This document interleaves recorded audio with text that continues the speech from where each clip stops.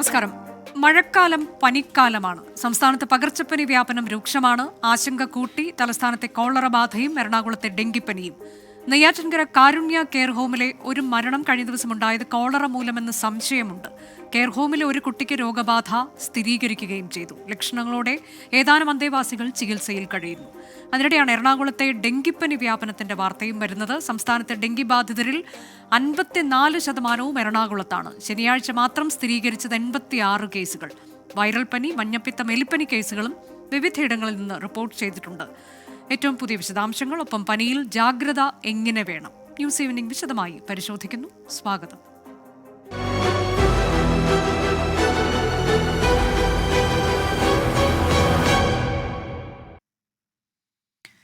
നമുക്കൊപ്പം ആരോഗ്യ വിദഗ്ധൻ ഉണ്ടാകും. ഒപ്പം DMO, ആരോഗ്യമന്ത്രി ഉൾപ്പെടെയുള്ളവരെ നമ്മൾ ടെലിഫോൺ ലൈനിൽ പ്രതീക്ഷിക്കുന്നുണ്ട്. അതിനു മുൻപായി ഏറ്റവും പുതിയ വിശദാംശങ്ങളിലേക്കാണ് ആദ്യം പോകുന്നത്. തിരുവനന്തപുരത്തേക്ക്. നെയ്യാറ്റിൻകരയിലെ സ്വകാര്യ കെയർ ഹോമിൽ കോളറ സ്ഥിരീകരിച്ച സാഹചര്യത്തിൽ പ്രതിരോധ പ്രവർത്തനങ്ങൾ ശക്തമാക്കാൻ ആരോഗ്യമന്ത്രി നിർദ്ദേശം നൽകി.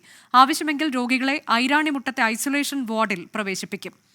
തിളപ്പിച്ചാറ്റിയ വെള്ളം മാത്രം കുടിക്കണമെന്ന് ആരോഗ്യമന്ത്രി നിർദ്ദേശം നൽകിയിട്ടുണ്ട്. എറണാകുളത്തെ ഡെങ്കിപ്പനി വ്യാപനവും രൂക്ഷമാണ് എന്ന വിശദാംശം വരുമ്പോൾ അതിൽ സംസ്ഥാനത്തെ ഡെങ്കി ബാധിതരിൽ 54% എറണാകുളത്താണ് എന്നുള്ളതാണ്. ഏറ്റവും പുതിയ വിശദാംശങ്ങൾക്കായി ഞങ്ങളുടെ പ്രതിനിധികളിലേക്ക് ആദ്യം പോകുന്നു.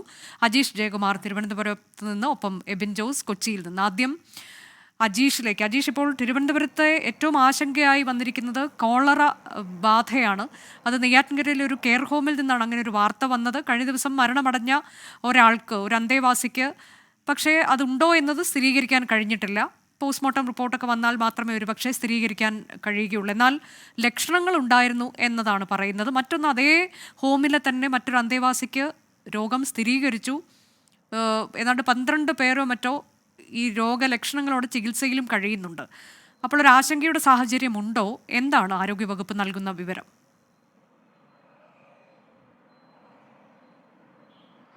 അനുജ, എന്തായാലും തിരുവനന്തപുരത്ത് ഈ ആരോഗ്യവകുപ്പ് നേരത്തെ പ്രതീക്ഷിച്ചതാണ് ജൂലൈ മാസത്തിൽ പകർച്ചവ്യാധികൾ വ്യാപകമായി പടരുമെന്ന്. അത്തരത്തിലുള്ളൊരു റിപ്പോർട്ടുകളാണ്, കണക്കുകളാണ് കഴിഞ്ഞ ദിവസമൊക്കെ പുറത്തു വന്നുകൊണ്ടിരുന്നത്. ജൂൺ മാസത്തിൽ 10,000 ആയിരുന്നു പരിക്കേസുകളെങ്കിൽ ജൂലൈ മാസം തുടക്കമാകുമ്പോൾ തന്നെ 11,000 കടക്കുന്നൊരു സ്ഥിതിയായിരുന്നു ഉണ്ടായിരുന്നത്. ഡെങ്കി കേസുകളും 2,000-ന് മുകളിലാണ് ഓരോ ദിവസവും റിപ്പോർട്ട് ചെയ്തത്. മരണവും കൂടി വരുന്നു.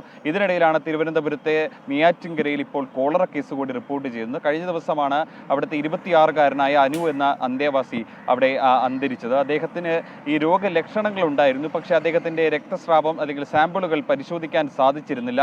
അതിനെ തുടർന്നാണ് ഇന്ന് വീണ്ടും ബാക്കിയുള്ള, അന്ന് സമാന രോഗലക്ഷണമായി 12 പേർ കൂടി തിരുവനന്തപുരം മെഡിക്കൽ കോളേജ് ആശുപത്രിയിൽ എത്തിയത്. ഇതിൽ ഒരു 10 വയസ്സുകാരൻ്റെ സാമ്പിളുകൾ പരിശോധിച്ചപ്പോഴാണ് കോളറ സ്ഥിരീകരിച്ചത്. ഇതിനെ തുടർന്ന് ആരോഗ്യവകുപ്പിലെ ജീവനക്കാർ ഈ കാരുണ്യ ഭിന്നശേഷി ഹോസ്റ്റലിലെത്തി പരിശോധന നടത്തിയിരുന്നു. ഇതിൻ്റെ ഉറവിടം കണ്ടെത്താനുള്ള ശ്രമത്തിലാണ്. അവിടുത്തെ ജീവനക്കാർ പറയുന്നതനുസരിച്ചാണെങ്കിൽ അവിടെ ഭക്ഷണമൊന്നും പുറത്തു നിന്ന് എത്തിക്കുന്നില്ല. അവരുടെ അകത്തുള്ള വെള്ളവും ഭക്ഷണം അതിനകത്ത് തന്നെയാണ് പാചകം ചെയ്യുന്നത്. അതുകൊണ്ട് ഇതിനകത്ത് നിന്നായിരിക്കും ഇതിൻ്റെ കോളറ പടരാനുള്ള ഒരു സാധ്യത എന്നാണ് പറയുന്നത്. ഈ മരിച്ച അനുവിൻ്റെ ഈ തൊളിക്കോടാണ് അനുവിൻ്റെ വീട്. അവിടെ ഈ വീട്ടിനകത്തും ആരോഗ്യ പ്രവർത്തകർ പ്രതിരോധ പ്രവർത്തനങ്ങൾ നടത്തിയിരുന്നു. അനുവിൻ്റെ അമ്മ പറയുന്നതനുസരിച്ചാണെങ്കിൽ കഴിഞ്ഞ ദിവസമൊന്നും, ഈ മരിക്കുന്നതിന് ദിവസങ്ങൾക്ക് മുമ്പൊന്നും മറ്റ് രോഗലക്ഷണങ്ങളൊന്നും അനുവിനുണ്ടായിരുന്നില്ല. അങ്ങനെയാണെങ്കിൽ ഈ അനുവിനും ഈ ക്യാമ്പിൽ, ഈ ഹോസ്റ്റലിൽ നിന്ന് തന്നെയാകും ഈ രോഗം പടർന്നത് എന്നാണ് ആരോഗ്യവകുപ്പ് പ്രതീക്ഷിക്കുന്നത്. എന്തായാലും ഇതിൻ്റെ ഭാഗമായിട്ട് ആരോഗ്യവകുപ്പ് ഇപ്പോൾ ഒരു യോഗം ചേർന്നതിന് ശേഷം ഒരു പത്രക്കുറിപ്പ് മുന്നോട്ട് വെച്ചിട്ടുണ്ട്. അതായത് ആളുകൾക്ക് ഈ കോളറ ബാധിക്കാതിരിക്കുന്നതിന് വേണ്ടിയിട്ടുള്ള മുൻകരുതലുകൾ ചെയ്യണം, ജാഗ്രത പാലിക്കണം, വ്യക്തിശുചിത്വം പാലിക്കണം. അതുമാത്രമല്ല, ചൂടാക്കിയ വെള്ളം മാത്രമേ കുടിക്കാവൂ. മാലിന്യം കലർന്ന വെള്ളവുമായി ഒരു കാരണവശാലും സമ്പർക്കം പാടില്ല. അങ്ങനെ മുന്നറിയിപ്പുകൾ ആരോഗ്യവകുപ്പ് പുറപ്പെടുവിച്ചിട്ടുണ്ട്. മാത്രമല്ല, ഈ 12 കേസുകൾ മാത്രമാണ് നിലവിൽ ഇവിടെ റിപ്പോർട്ട് ചെയ്തിട്ടുള്ളത്. ലക്ഷണങ്ങൾ മാത്രമാണ്, അതിൽ ഒരാൾ മാത്രമാണ് ഇപ്പോൾ സ്ഥിരീകരിച്ചിട്ടുള്ളത്. ഇനി ഏതെങ്കിലും ഘട്ടത്തിൽ ഇത് കൂടുകയാണെങ്കിൽ ഇവരെല്ലാം ഐരാണിമുട്ടത്തെ ഐസൊലേഷൻ വാർഡിലേക്ക് മാറ്റാനുള്ള ഒരുക്കങ്ങളും തയ്യാറായതായി ആരോഗ്യ വകുപ്പ് മന്ത്രി അറിയിച്ചിട്ടുണ്ട്. എന്തായാലും തിരുവനന്തപുരത്ത് കഴിഞ്ഞ ദിവസങ്ങളെയൊക്കെ അപേക്ഷിച്ച് പനിക്കേസുകളും കൂടുന്നു. ഒപ്പം തന്നെയാണ് ആശങ്കയായി കോളറ കേസ് കൂടി റിപ്പോർട്ട് ചെയ്യുന്നത്. അജീഷ്, ഇതിൽ എന്തുകൊണ്ടാകാം ഇപ്പൊ ഈ ഒരു ഹോമിൽ നിന്നാണല്ലോ ഇത്തരത്തിൽ വാർത്ത വന്നതും അതിൽ 12 പേർ ലക്ഷണങ്ങളോട് ചികിത്സയിൽ ഉണ്ട് എന്ന് പറയുന്നു. മരണമടഞ്ഞ ഒരാൾക്ക് ഇതേ ലക്ഷണമായിരുന്നു. ഇപ്പോൾ സ്ഥിരീകരിച്ചിട്ടുണ്ട് ഒരു കേസ്. എന്തുകൊണ്ട് ഈ സ്ഥാപനത്തിൽ ഇങ്ങനെയൊന്ന് വന്നിരിക്കുന്നതിൽ പരിശോധനയിൽ നിന്ന് കൂടുതൽ എന്തെങ്കിലും വ്യക്തമായിട്ടുണ്ടോ? നിലവിൽ ഈ ഭിന്നശേഷി ഹോസ്റ്റലിനകത്തുള്ള ഭക്ഷണത്തിൻ്റെയും വെള്ളത്തിൻ്റെയും സാമ്പിളുകൾ ആരോഗ്യവകുപ്പ് ശേഖരിച്ചിട്ടുണ്ട്. കാരണം ഇതിനകത്ത് നിന്ന് തന്നെയാകാം ഈ കോളറ പടർന്നിട്ടുള്ളത് എന്ന നിഗമനത്തിൽ തന്നെയാണുള്ളത്. പക്ഷേ അത് സ്ഥിരീകരിച്ചിട്ടില്ല. അതിന് ഇന്ന് സാമ്പിൾ ശേഖരിച്ച ഈ വെള്ളത്തിൻ്റെയൊക്കെ ഫലം ലഭിക്കേണ്ടതുണ്ട്. ആ ഫലം കൂടി ലഭിച്ചതിൻ്റെ അടിസ്ഥാനത്തിലാകും അവിടെ മറ്റു പ്രവർത്തനങ്ങൾ, അടുത്ത ഘട്ടത്തിലുള്ള പ്രവർത്തനങ്ങൾ നടത്തുക. എന്തായാലും അവിടെ ഈ പ്രാരംഭ പ്രതിരോധ പ്രവർത്തനങ്ങൾ അവിടുത്തെ താലൂക്ക് ആശുപത്രിയുടെ സൂപ്രണ്ടിൻ്റെ നേതൃത്വത്തിൽ നടത്തിക്കഴിഞ്ഞു. ഈ മരിച്ച അനുവിൻ്റെ ആ വീട്ടിലും പ്രതിരോധ പ്രവർത്തനങ്ങൾ നടത്തിക്കഴിഞ്ഞു. അവിടെ വിതുര താലൂക്ക് ആശുപത്രിയിലെ സൂപ്രണ്ടിൻ്റെ നേതൃത്വത്തിലാണ് അവിടെ പരിസരവും ആ വീടും കിണറും ഒക്കെ ശുചീകരിച്ചത്. അതിൻ്റെ അടുത്തുള്ള വീടുകൾക്കും ജാഗ്രതാ നിർദ്ദേശം നൽകിയിട്ടുണ്ട്. കാരണം ഇത് എവിടെ നിന്നാണ് ഈ അനുവിൻ്റെ വീടിൻ്റെ ആ പരിസരത്ത് നിന്നാണ്. കാരണം ഈ അനു ജോലി ചെയ്യുന്ന ഈ നെയ്യാറ്റിൻകര അമരവിളയിലെ ഈ ഭിന്നശേഷി ഹോസ്റ്റലും അനുവിൻ്റെ വീടും തമ്മിൽ വളരെ ദൂരം വ്യത്യാസമുണ്ട്. ഏതാണ്ട് 10-30 കിലോമീറ്റർ വ്യത്യാസമുണ്ട്. ഇനി അവിടെ നിന്ന് പടർന്ന് ഇവിടെ എത്തിയതാണോ അതോ ഈ ഹോസ്റ്റലിൽ നിന്ന് തന്നെയാണോ ഈ കോളറ പൊട്ടിപ്പുറപ്പെട്ടത് എന്നുള്ളതാണ് ഇനി കണ്ടെത്തേണ്ടത്. അതിനുള്ള പ്രവർത്തനങ്ങൾ നടന്നു വരികയാണ്. ഇനി സാമ്പിളുകൾ ശേഖരിച്ച് അതിൻ്റെ ഫലം വന്നാൽ മാത്രമേ അതിനുള്ള ഉത്തരം കിട്ടുകയുള്ളൂ. അതിനുശേഷമായിരിക്കും അടുത്ത ഘട്ട പ്രവർത്തനങ്ങൾ ആരോഗ്യ പ്രവർത്തകർ നടത്തുക. എന്തായാലും മറ്റുള്ളവരുടെ സാമ്പിൾ ശേഖരിച്ച് അതിൻ്റെ പരിശോധനയ്ക്കായി അയച്ചിട്ടുണ്ട്. ആ ഫലം കൂടി ഇനി ലഭിക്കേണ്ടതുണ്ട്. അതും വരും ദിവസങ്ങളിൽ നാളെ മറ്റന്നാളോ അതും ലഭിക്കും.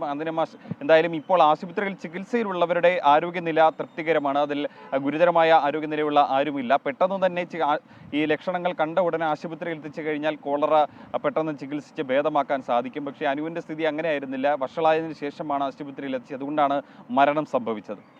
അജീഷ്, ഇതിൽ ഈ നിലവിൽ എത്ര പേരാണ് ഈ ഹോസ്റ്റലിലുള്ളത്? ഹോസ്റ്റൽ അധികൃതർ ഇതിൽ എന്തെങ്കിലും പറയുന്നുണ്ടോ? അവർക്ക് ഇപ്പോൾ ഇങ്ങനെ ഒരു സംഭവം ഇവിടെ നിന്ന് റിപ്പോർട്ട് ചെയ്യുന്നു എന്ന് പറയുമ്പോൾ കൂടുതൽ അവർക്ക് എന്തെങ്കിലും ഇതേക്കുറിച്ച് പറയാനുണ്ടോ? വെള്ളം അല്ലെങ്കിൽ നൽകുന്ന ഭക്ഷണം അതേക്കുറിച്ചൊക്കെ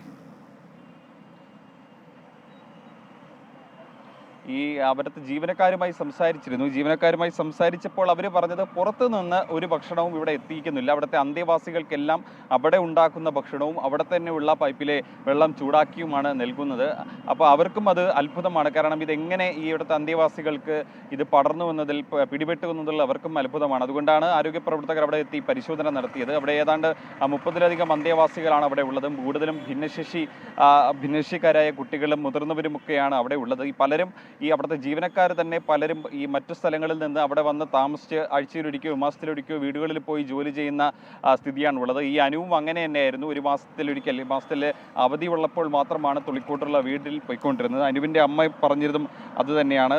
കാരണം കഴിഞ്ഞ മാസമാണ്, ഈ ജൂൺ മാസത്തിലാണ് അനു അവസാനമായി ആ വീട്ടിൽ വന്നത്. അന്ന് വന്നപ്പോൾ യാതൊരു അസുഖവും ഉണ്ടായിരുന്നില്ല. ഈ സംഭവ ദിവസം രാവിലെയാണ് ഈ വയറിളക്കത്തിൻ്റെ കാര്യം അനു അറിയിച്ചത്. എന്നാൽ മറ്റു കുഴപ്പമൊന്നും ഉണ്ടായിരുന്നില്ലെന്നും ഈ അനുവിൻ്റെ അമ്മ പറഞ്ഞിരുന്നു. അതിനുശേഷമാണ് രോഗം ഗുരുതരമായതും ഇത്തരത്തിൽ പ്രശ്നം സങ്കീർണമായതും മരണത്തിലേക്ക് എത്തിയതും. എന്തായാലും ഈ പരിശോധന ഫലമാണ് ഏറെ നിർണായകം. അതിൻ്റെ ഫലം അനുസരിച്ചായിരിക്കും ഈ അടുത്ത ഘട്ട പ്രതിരോധ പ്രവർത്തനങ്ങളിലേക്ക് ആരോഗ്യവകുപ്പ് കടക്കുക. എന്തായാലും മറ്റ് ജില്ലയിലും മറ്റു സ്ഥലങ്ങളിലൊന്നും ഈ കോളറയുടെ ലക്ഷണങ്ങളൊന്നും കണ്ടെത്തിയിട്ടില്ല. ആർക്കും തന്നെ അത്തരത്തിലുള്ള സംഭവങ്ങളൊന്നും റിപ്പോർട്ട് ചെയ്തിട്ടില്ല.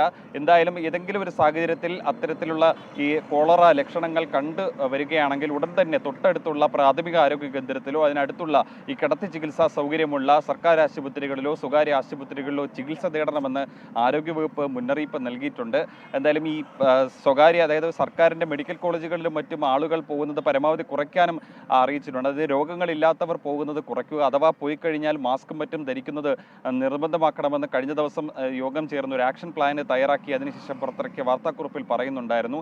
ഇന്ന് കോളറ സ്ഥിരീകരിച്ചതിൻ്റെ ഒരു പശ്ചാത്തലത്തിലും പുതിയ വാർത്താക്കുറിപ്പ് ആരോഗ്യവകുപ്പ് ഇറക്കിയിട്ടുണ്ട്. അതിലും പറയുന്നത് ഈ വ്യക്തി ശുചിത്വം പാലിക്കുക, പരിസര ശുചിത്വം പാലിക്കുക, വീടുകളിൽ വെള്ളം കെട്ടിക്കിടക്കുന്ന ഒരു സാഹചര്യം ഉണ്ടാവാതിരിക്കുക, പുറത്തുനിന്ന് ഈ മാലിന്യം കലർന്നു എന്ന് തോന്നുന്ന സ്ഥലത്തെ ഭക്ഷണവും വെള്ളവും മറ്റും കഴിക്കാതിരിക്കുക, വീടുകളിൽ തിളപ്പിച്ചാറ്റിയ വെള്ളം മാത്രം കുടിക്കുക തുടങ്ങിയ മുന്നറിയിപ്പുകളും ജാഗ്രതാ നിർദ്ദേശവുമാണ് ആരോഗ്യവകുപ്പ് ഇപ്പോൾ മുന്നോട്ട് വച്ചിരിക്കുന്നത്.